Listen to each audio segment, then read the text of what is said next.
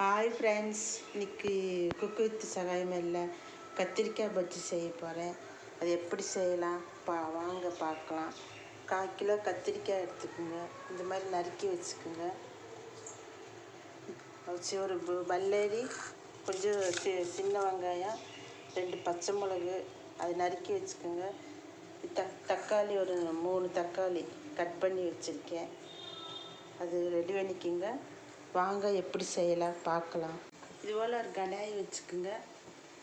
2-3 spoon எண்ணெய் விட்டுட்டு கத்திரிக்காயை அதில் போடணும்.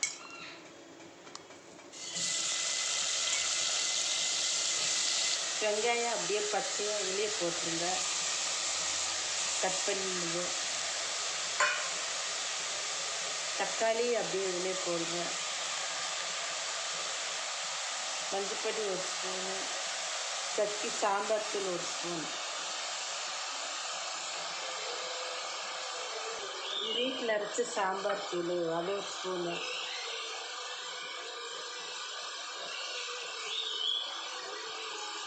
ஒன்றரை ஸ்பூன் போட்டுக்கோங்க. எடுத்து எல்லாம் இலக்கி விடணும். இலக்கி விட்டு 2 தண்ணி ஊற்றிக்கோங்க. தண்ணி உங்களுக்கு அளவு எவ்வளவோ அவ்வளோ.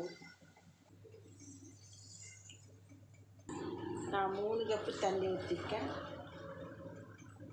இந்த கப்பில் 3 கப்பு உப்பு உங்களுக்கு தேவையான அளவு போட்டு நல்லா இலக்கி ஒரு 4 விசில் வச்சுக்கோங்க.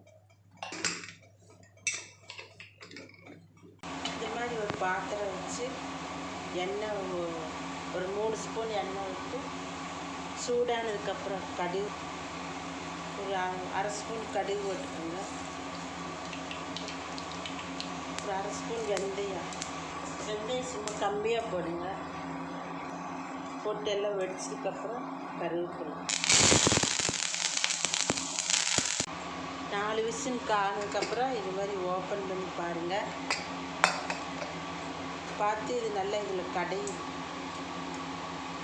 மத்தில் வச்சு இப்படி கடைஞ்சி தாளிச்சதை இதில் கொட்டணும். கொட்டி நல்லா கடையணும். தக்காளி பஜ்ஜி ரெடி ஆகிடுச்சு.